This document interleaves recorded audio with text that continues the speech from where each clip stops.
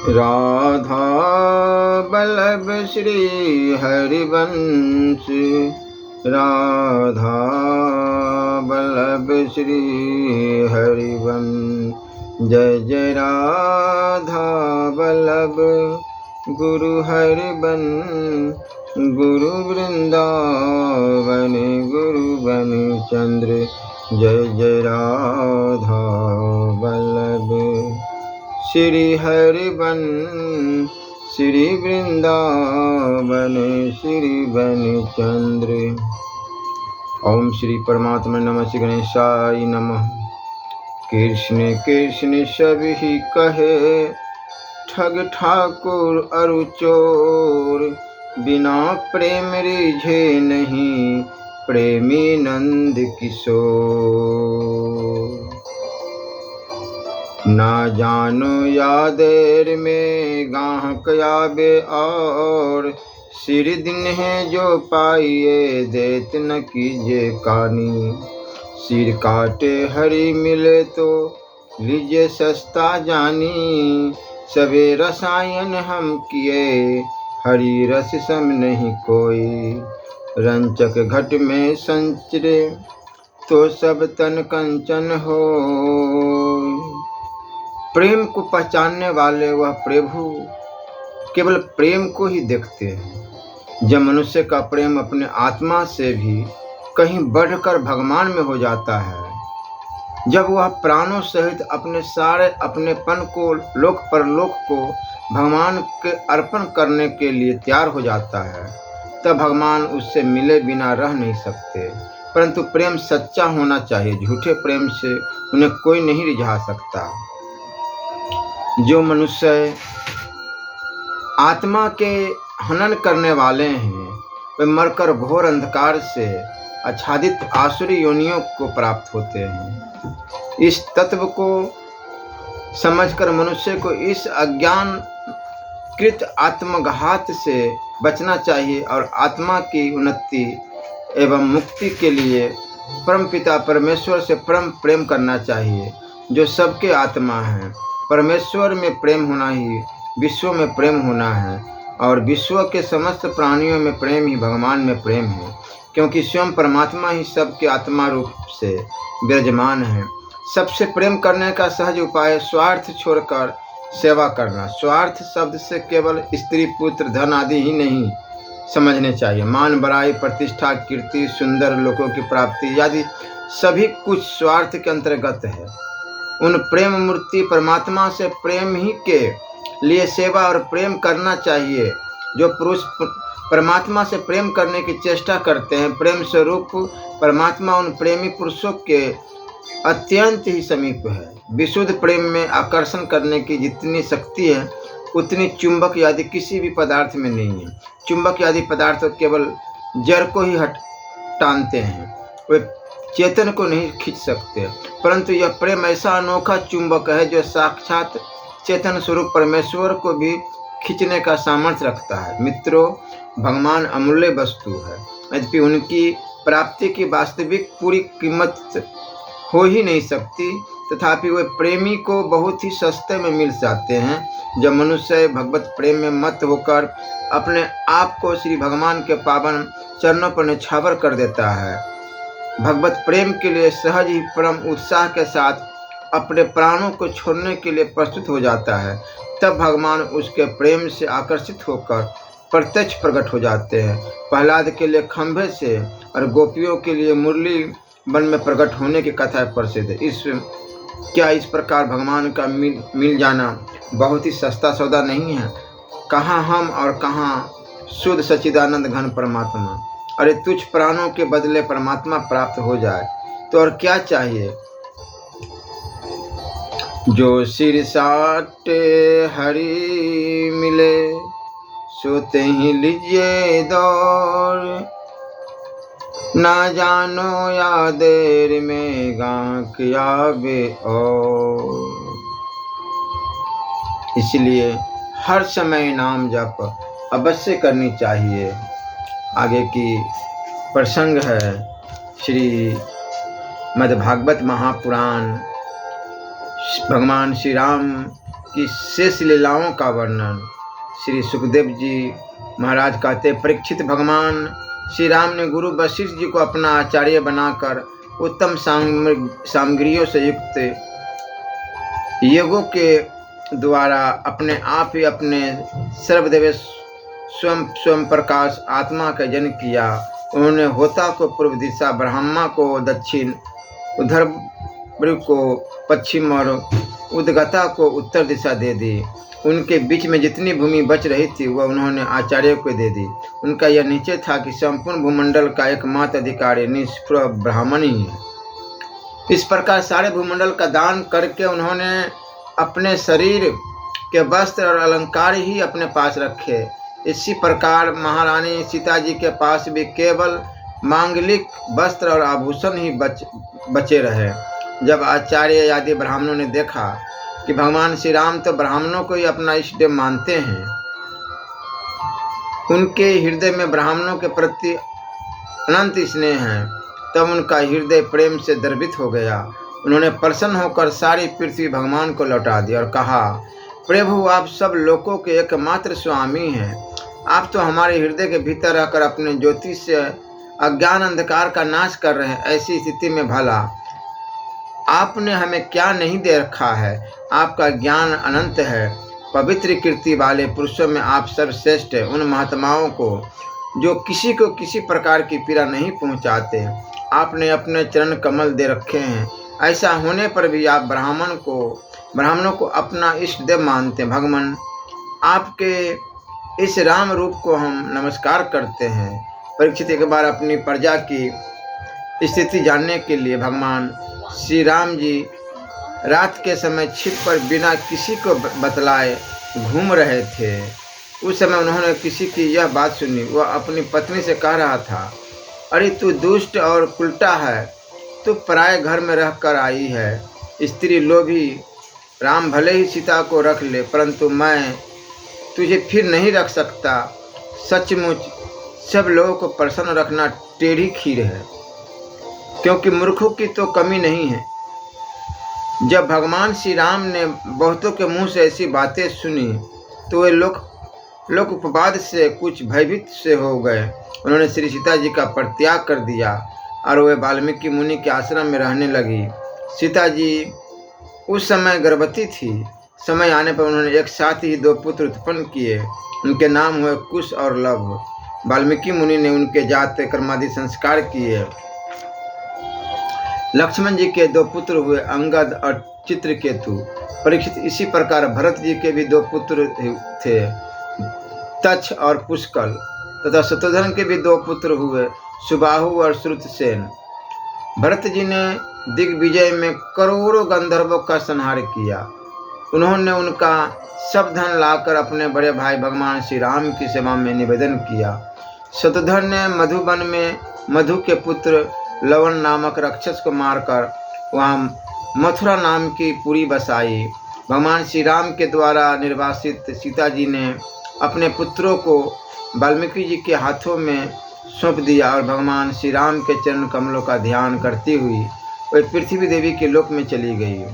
यह समाचार सुनकर भगवान श्री राम ने अपने शोकावेश को बुद्धि के द्वारा रोकना चाहा, परंतु परम समर्थ होने पर भी वह उसे रोक न सके, क्योंकि उन्हें जानकी जी की पवित्र गुण बार बार स्मरण हो आया करते थे।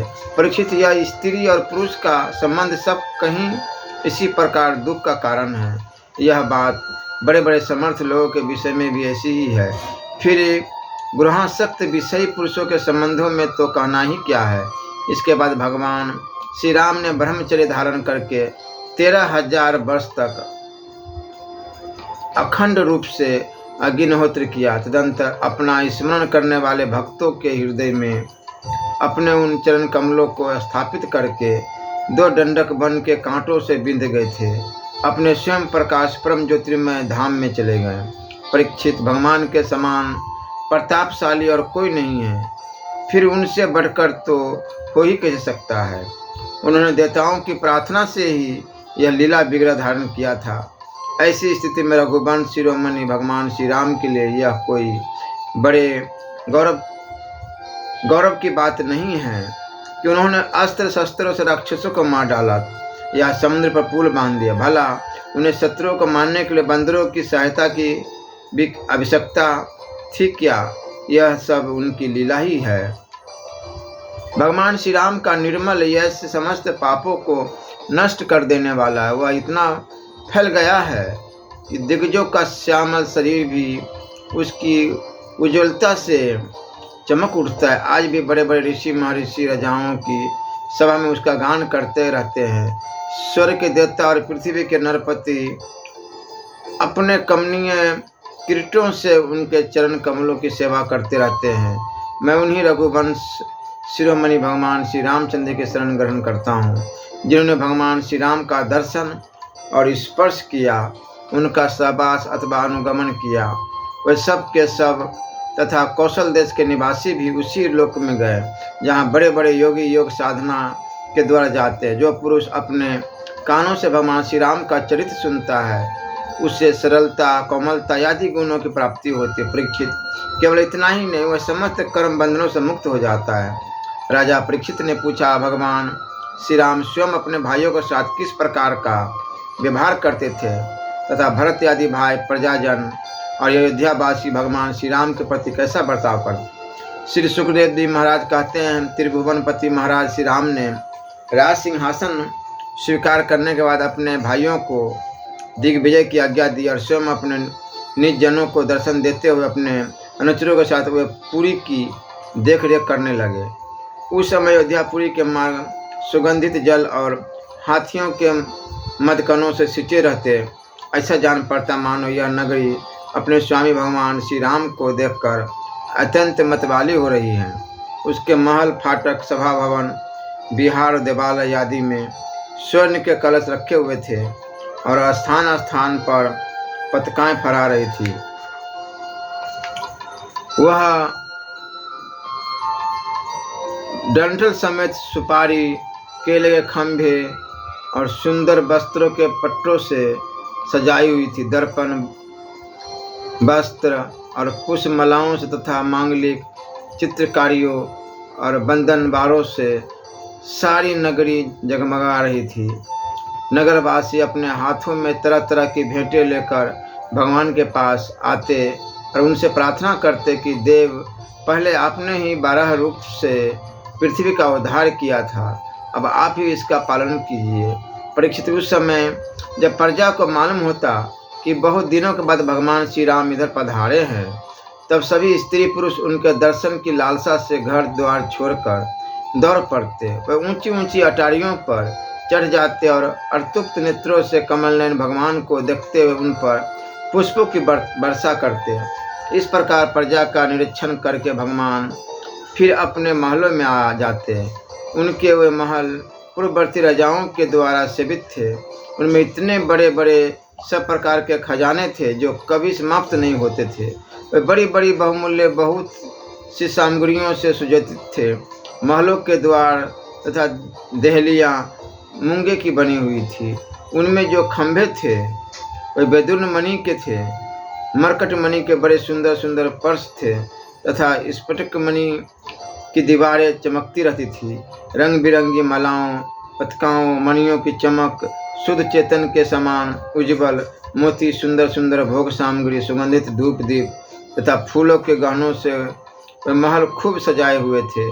आभूषणों को भी भूषित करने वाले देवताओं के समान स्त्री पुरुष उसकी सेवा में लगे रहते थे। परीक्षित, भगवान श्री राम जी आत्मा राम जितेंद्रिय पुरुषों के शिरोमणि थे। उसी महल में वे अपनी प्राण प्रिया प्रेममयी पत्नी श्री सीता जी के साथ विहार करते थे। सभी स्त्री पुरुष जिनके चरण कमलों का ध्यान करते रहते थे, वही भगवान श्री राम बहुत वर्षों तक धर्म की मर्यादा का पालन करते हुए समयानुसार भोगों का उपभोग करते रहे।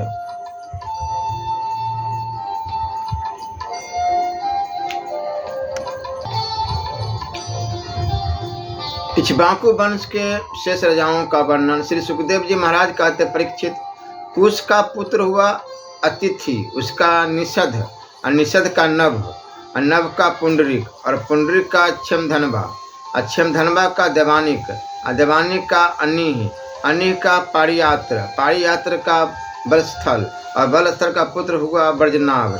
यह सूर्य का अंश था। ब्रजनाभ से खगन, खगन से विद्युति और विद्युति से हिरण्यनाभ की उत्पत्ति हुई। वह जमिनी का शिष्य और योगाचार्य था। कौशल देश वासी याज्ञवल्क्य ऋषि ने उसकी शिष्यता स्वीकार करके उससे अध्यात्म योग की शिक्षा ग्रहण की थी। वह योग हृदय की गांठ काट देने वाला तथा परम सिद्धि देने वाला है।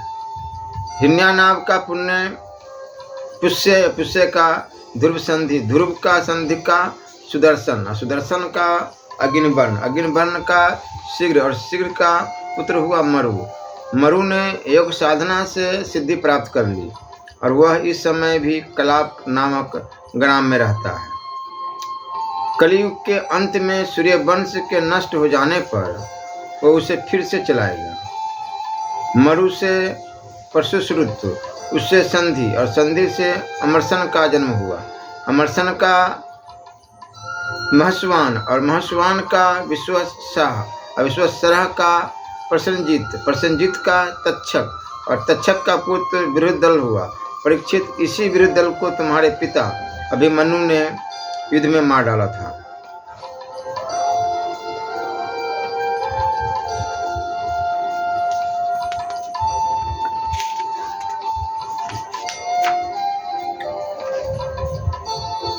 परीक्षित, इक्ष्वाकु वंश के इतने नरपति हो चुके हैं, अब आने वालों के विषय में सुनो। बृहदल का पुत्र होगा बृहद्रन, बृहद्रन का उरुक्रिय, उसका वत्सवृद्ध, वत्सवृद्ध का प्रतिव्योम, प्रतिव्योम का भानु और भानु का पुत्र होगा सेनापति दिवाक, और दिवाक का वीर सहदेव, और सहदेव का बृहदस्व, बृहदस्व का भानुमान, भानुमान का प्रतिकाश्व, और प्रतिकाश्व का पुत्र होगा सुप्रतीक, सुप्रतीक का मरुदेव, मरुदेव का सुनक्षत्र, सुनक्षत्र का पुष्कर, पुष्कर का अंतरिक्ष, अंतरिक्ष का सुतपा, और उसका पुत्र होगा अमित्रजीत, अमित्रजीत से वृद्धराज, वृद्धराज से बरही, बरही से कृतंजय, कृतंजय से रणंजय, और उससे संजय होगा।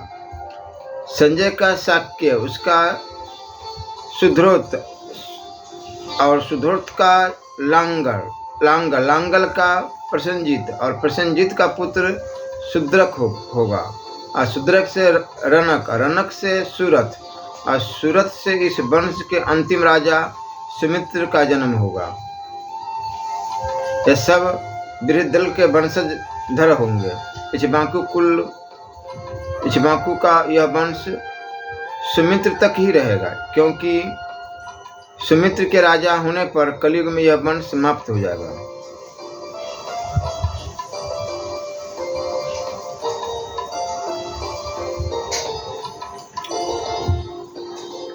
श्री सुखदेव जी कहते हैं, परीक्षित, इक्ष्वाकु के पुत्र थे निमि। उन्होंने यज्ञ आरंभ करके महर्षि वशिष्ठ को ऋग्वेद के रूप में वर्णन किया, ऋतबीज के रूप में वर्णन किया। वशिष्ठ जी ने कहा कि राजा इंद्र अपने यज्ञ के लिए मुझे पहले ही वर्णन कर चुके हैं, उनका यज्ञ पूरा करके मैं तुम्हारे पास आऊँगा, तब तक तुम मेरी प्रतीक्षा करना। यह बात सुनकर राजा निमि चुप हो रहे हैं और वशिष्ठ जी इंद्र का यज्ञ कराने चले गए। विचारवान निमि ने यह सोचकर कि जीवन तो क्षणभंगुर है, विलंब करना उचित न समझा और यज्ञ आरंभ कर दिया। जब तक गुरु वशिष्ठ न लौटे तब तक के लिए उन्होंने दूसरे ऋतबीजों को वर्ण कर लिया। गुरु वशिष्ठ जी जब इंद्र का यज्ञ संपन्न करके लौटे तो उन्होंने देखा कि उनके शिष्य निमि ने तो उनकी बात न मानकर यज्ञ आरंभ कर दिया है। उस समय उन्होंने साफ दिया कि निमि को अपने विचारशीलता और पांडित्य का बड़ा घमंड है, इसलिए इसका शरीर पात हो जाए। निमि की दृष्टि में गुरु वशिष्ठ का यह शाप धर्म के अनुकूल नहीं प्रतिकूल था, इसलिए उन्होंने भी शाप दिया कि आपने लोभवश अपने धर्म का आदर नहीं किया, इसलिए आपका शरीर भी गिर जाए। यह कहकर आत्मविद्या में निपुण निमि ने अपने शरीर का त्याग कर दिया। परीक्षित, इधर हमारे वृद्ध प्रपितामह वशिष्ठ जी ने भी अपना शरीर त्याग कर मित्रा वरुण के द्वारा उर्वशी के गर्भ से जन्म ग्रहण किया। राजा निमि के यज्ञ में आए हुए श्रेष्ठ मुनियों ने राजा के शरीर को सुगंधित वस्तुओं में रख दिया। जब सत्रयाग की समाप्ति हुई और देवता लोग आए, तब उन लोगों ने उनसे प्रार्थना की, महानुभावों, आप लोग समर्थ, यदि आप प्रसन्न हैं तो राजा निमि का यह शरीर पुनः जीवित हो उठे। देवताओं ने कहा, ऐसा ही हो। उस समय निमि ने कहा, मुझे देह का बंधन नहीं चाहिए। विचारशील मुनिजन अपनी बुद्धि को पूर्ण रूप से श्री भगवान में ही लगा देते हैं और उन्हीं के चरण कमलों का भजन करते हैं। एक न एक दिन यह शरीर अवश्य ही छूटेगा। इस भय से भीत होने के कारण वो इस शरीर का कभी संयोग ही नहीं चाहते, वे तो मुक्त ही होना चाहते हैं। अतः मैं अब दुख शोक और भय के मूल कारण इस शरीर को धारण करना नहीं चाहता। जैसे जल में मछली के लिए सर्वत्र ही मृत्यु के अवसर है, वैसे इस शरीर के लिए भी सब कहीं मृत्यु ही मृत्यु है।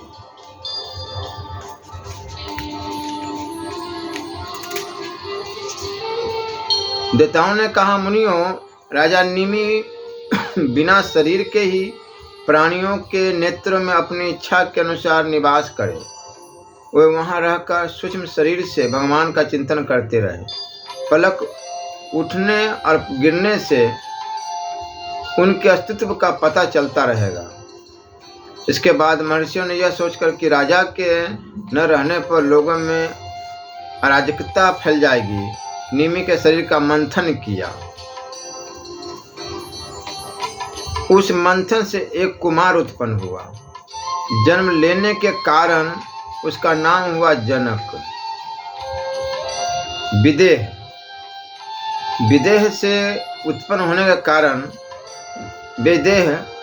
वैदेह और मंथन से उत्पन्न होने के कारण उसी बालक का नाम मिथिल हुआ, जिसे मथा गया था। उसी ने मिथिलापुरी बसाई। परीक्षित, जनक का उदावसु, उसका नंदीवर्धन और नंदीवर्धन का सुकेतु, उसका देवरात का वृद्धरथ का महावीर्य का सुधृति का धृष्टकेतु का हर्षव और उसका मरु नामक पुत्र हुआ।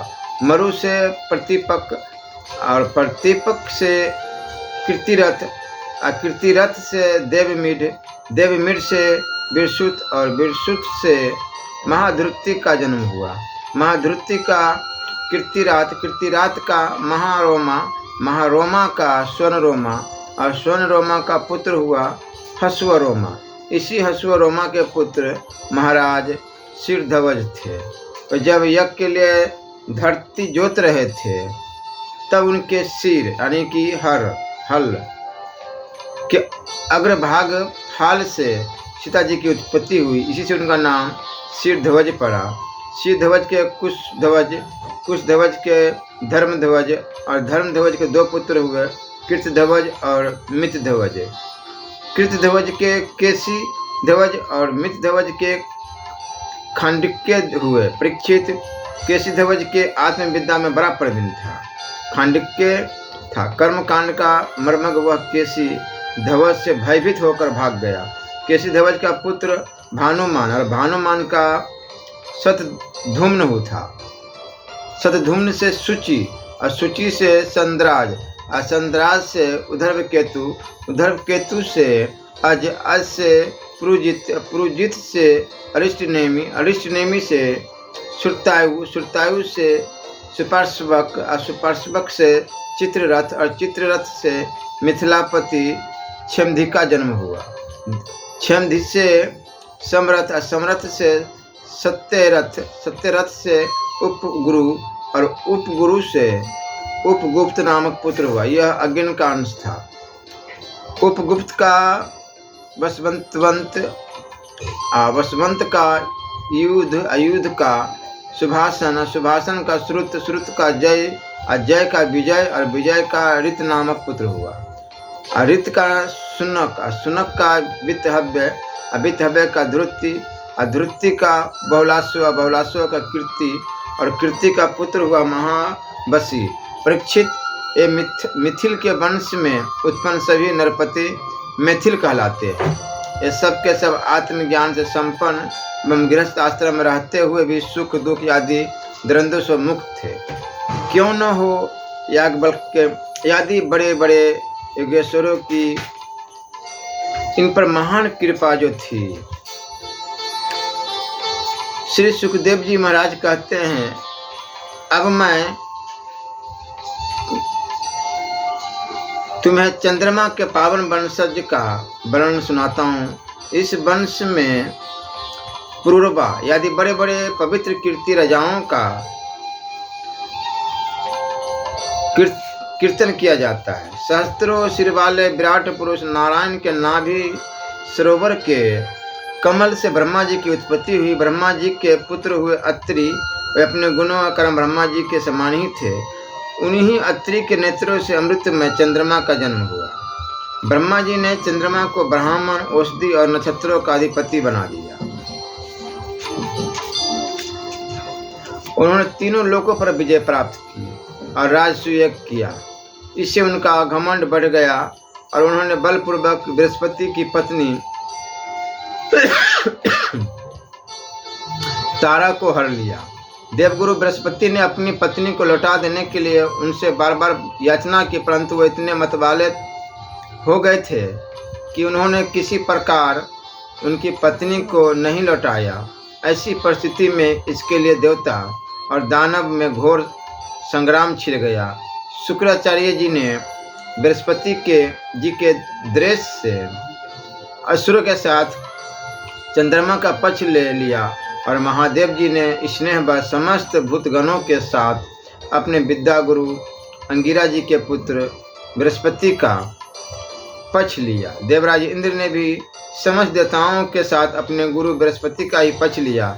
इस प्रकार तारा के निमित्त से देवता और असुरों का संहार करने वाला घोर संग्राम हुआ। तदंतर अंगिरा ऋषि ने ब्रह्मा जी के पास जाकर यह युद्ध बंद कराने की प्रार्थना की। इस पर ब्रह्मा जी ने चंद्रमा को बहुत डांटा, फटकारा और तारा को उसके पति बृहस्पति जी के हवाले कर दिया। जब बृहस्पति जी को यह मालूम हुआ कि तारा तो गर्भवती है, तब उन्होंने कहा, दुष्टे, मेरे क्षेत्र में यह तो किसी दूसरे का गर्भ है, इसे तू अभी त्याग दे, तुरंत त्याग दे।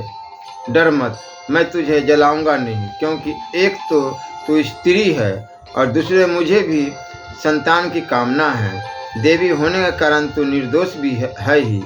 अपने पति की बात सुनकर तारा अत्यंत लज्जित हुई। उसने सोने के समान चमकता हुआ एक बालक अपने गर्भ से अलग कर दिया। उस बालक को देखकर बृहस्पति और चंद्रमा दोनों ही मोहित हो गए और चाहने लगे कि यह हमें मिल जाए।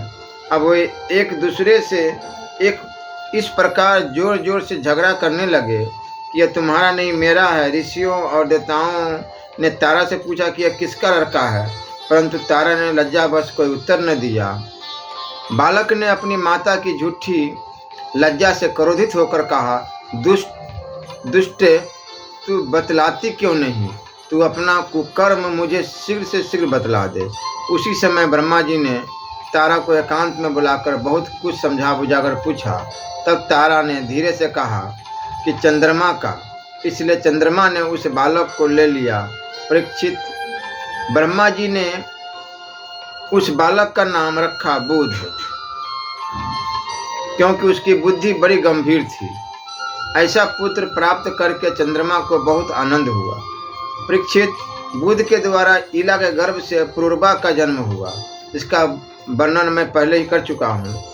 एक दिन इंद्र की सभा में देवऋषि नारद जी पुरुरवा के रूप, गुण, उदारता, शील, स्वभाव, धन, संपत्ति और पराक्रम का गान कर रहे थे। उन्हें सुनकर उर्वशी के हृदय में काम भाव का उदय हो आया और उससे प्रीत होकर वह देवंगना पुरुरवा के पास चली आई। यद्यपि उर्वशी को मित्रा वरुण के शाप से ही मृत्युलोक में आना पड़ा था, फिर भी पुरुष शिरोमणि पुरुरवा मूर्तिमान कामदेव के समान सुंदर है। यह सुनकर सुंदर सुंदरी उर्वशी ने धैर्य धारण किया और वह उनके पास चली आई। देवंगना उर्वशी को देखकर राजा पुरूरवा के नेत्र हर्ष से खिल उठे। उनके शरीर में रोमांच हो आया।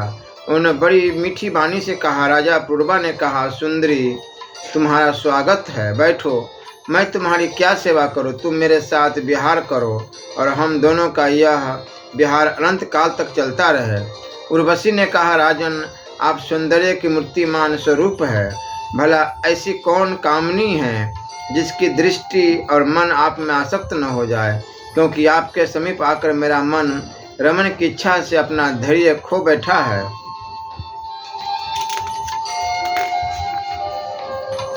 राजन, जो पुरुष रूप गुण आदि के कारण प्रशंसनीय होता है वही स्त्रियों का अभीष्ट होता है।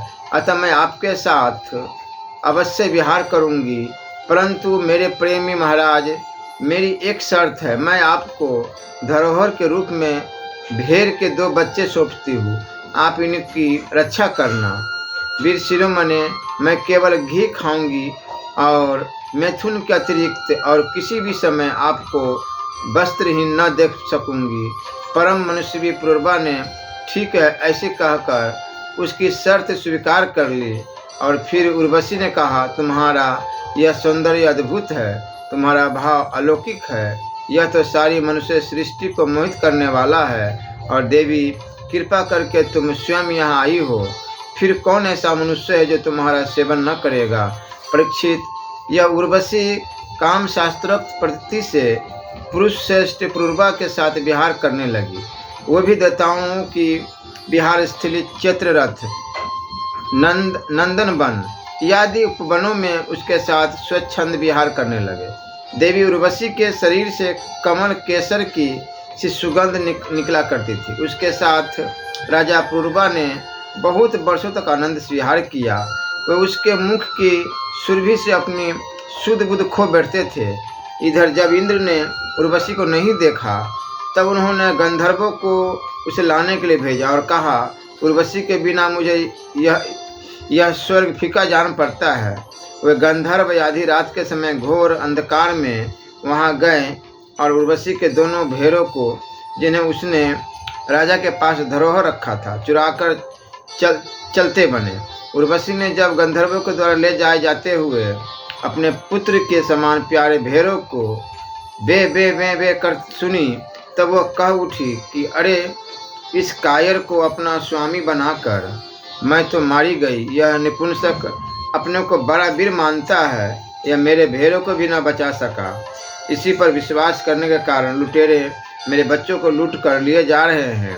मैं तो मर गई। देखो तो सही, यह दिन में तो मर्द बनता है और रात में स्त्रियों की तरह डर कर सोया रहता है। परीक्षित, जैसे कोई हाथी को अंकुश से बंध डाले वैसे ही उर्वशी ने अपने वचन बाणों से राजा को बिंध दिया। राजा पुरूरवा को बड़ा क्रोध आया और हाथ में तलवार लेकर वस्त्रहीन अवस्था में ही वे उस ओर दौड़ पड़े। गंधर्वों ने उनके झपटते ही भेड़ों को तो वहीं छोड़ दिया और स्वयं बिजली की तरह चमकने लगे। जब राजा पुरूरवा भेड़ों को लेकर लौटे तो उर्वशी ने उस प्रकाश में उन्हें वस्त्रहीन अवस्था में देख लिया। बस वह उसी समय उन्हें छोड़कर चली गई। परीक्षित, राजा पुरूरवा ने जब अपने सेनागार में अपनी प्रियतमा उर्वशी को नहीं देखा तो वे अनमने हो गए। उनका चित्त उर्वशी में ही बसा हुआ था। वे उसके लिए शौक से विह्वल हो गए और उन्मत्त की भांति पृथ्वी में इधर उधर भटकने लगे। एक दिन कुरुक्षेत्र में सरस्वती नदी के तट पर उन्होंने उर्वशी और उसकी 5 प्रसन्नमुखी सखियों को देखा और बड़ी मीठी वाणी से कहा, प्रिय, तनिक ठहर जाओ, एक बार मेरी बात मान लो। निष्ठुरे, अब आज तो मुझे सुखी किए बिना मत जाओ, क्षण भर ठहरो, आओ हम दोनों कुछ बातें तो कर ले। देवी, अभी शरीर पर तुम्हारा कृपा प्रसाद नहीं रहा, इसी से तुमने इसे दूर फेंक दिया है। अतः मेरा यह सुंदर शरीर अभी ढेर हुआ जाता है और तुम्हारे देखते देखते इसे भेड़िए और गिद्ध खा जाएंगे। उर्वशी ने कहा, राजन, तुम पुरुष हो, इस प्रकार मत मरो। देखो, सचमुच ये भेड़िए तुम्हें खा ना जाए। स्त्रियों की किसी के साथ मित्रता नहीं हुआ करती। स्त्रियों का हृदय और भेड़ियों का हृदय बिल्कुल एक जैसा होता है। स्त्रियां निर्दयी होती है, क्रूरता तो उनमें स्वाभाविक ही रहती है। तनिक सी बात में चिढ़ जाती है और अपने सुख के लिए बड़े बड़े साहस के काम कर बैठती है। थोड़े से स्वार्थ के लिए विश्वास दिलाकर अपने पति और भाई तक को मार डालती है।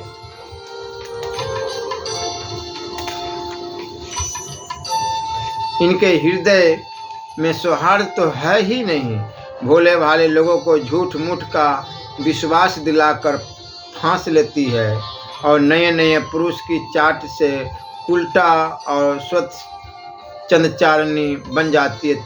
तो फिर तुम धीरज धरो, तुम राजराजेश्वर हो, घबराओ मत। प्रति 1 वर्ष के बाद एक रात तुम मेरे साथ रहोगे, तब तुम्हारे और भी संतानें होगी।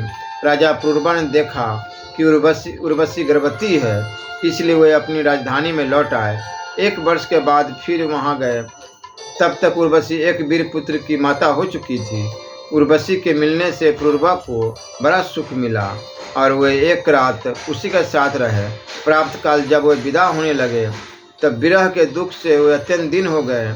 उर्वशी ने उनसे कहा, तुम इन गंधर्वों की स्तुति करो, ये चाहे तो तुम्हें मुझे दे सकते हैं। तब राजा पुरूरवा ने गंधर्वों की स्तुति की। परीक्षित, राजा पुरूरवा की स्तुति से प्रसन्न होकर गंधर्वों ने उन्हें एक अग्नि स्थापन करने का पात्र दी। राजा ने समझा यही उर्वशी है, इसलिए उसको हृदय से लगाकर वो एक वन से दूसरे वन में घूमते रहे। जब उन्हें होश हुआ, तब वे स्थानों को वन में छोड़कर अपने महल में लौट आए। एक एवं रात के समय उर्वशी का ध्यान करते रहे। इस प्रकार जब त्रेता युग का आरंभ हुआ, तब उनके हृदय में तीनों वेद प्रकट हुए। फिर वे उस स्थान पर गए जहाँ उन्होंने वो अग्नि स्थाली छोड़ी थी। अब उस स्थान पर समी वृक्ष के गर्भ में एक पीपल का वृक्ष उग आया था। उसे देखकर उन्होंने उससे 2 अरनियाँ मंथन काष्ठ बनाई। फिर उन्होंने उर्वशी लोक की कामना से नीचे की अरनी को उर्वशी, ऊपर की अरनी को पुरूरवा और बीच के काष्ठ को पुत्र रूप से चिंतन करते हुए अग्नि प्रज्वलित करने वाले मंत्रों से मंथन किया। उनके मंथन से जात वेदा नाम का अग्नि प्रकट हुआ। राजा पुरूरवा ने अग्नि देवता को त्रय विद्या के द्वारा आवाहनीय, गार्हपत्य और दक्षिणायन अग्नि, इन 3 भागों में विभक्त करके पुत्र रूप से स्वीकार कर लिया। फिर उर्वशी लोक की इच्छा से पुरूरवा ने उन तीनों अग्नियों द्वारा सर्वदेव स्वरूप इंद्रियातीत अधिपति भगवान श्रीहरि का जन्म किया। परीक्षित, त्रेता के पूर्व सत्ययुग में एकमात्र प्रणव ओमकार ही वेद था। सारे वेद शास्त्र उसी के अंतर्भूत थे। देवता थे एकमात्र नारायण और कोई न था। अग्नि भी 3 नहीं, केवल एक ही था और वर्ण भी केवल एक हंस ही था। परीक्षित, त्रेता के प्रारंभ में पुरूरवा से ही वेदत्रयी और अग्नित्रयी का आविर्भाव हुआ। राजा पुरूरवा ने अग्नि को संतान रूप से स्वीकार करके गंधर्व लोक की प्राप्ति की। आगे की प्रसंग फिर सुनाएंगे। श्री राधा वल्लभ लाल की जय।